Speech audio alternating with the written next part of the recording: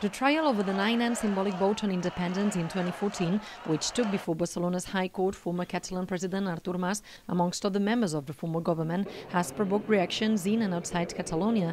MEPs from all parties told the CNA that Catalonia and Spain should look for a political solution to their differences rather than restoring to the court, and call for the EU's contribution on this matter. Europe can help with the good experiences, also with the bad ones. But Europe can give the good solutions, not to be on one or the other side, but to be on the side of peace, dialogue and negotiation. Creo que no es correcto juzgar a alguien por poner urnas. Si no hay una solución legal para hacerlo, hay que crearla. Pero no me parece justo la judicialización de un proceso que es político.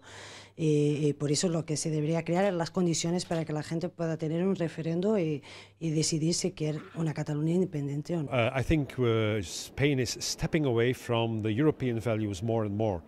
And I don't understand why European institutions are so silent, but they forget that this is also a European Union of citizens, and that the citizens of Catalonia have the right to decide about their own future.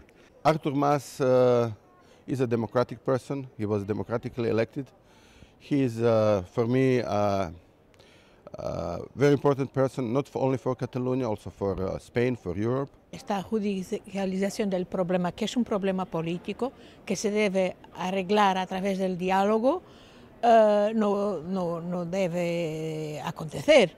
Y yo encuentro que es totalmente contraproducente porque no disuade a las personas en Cataluña de ser pro independencia, al contrario.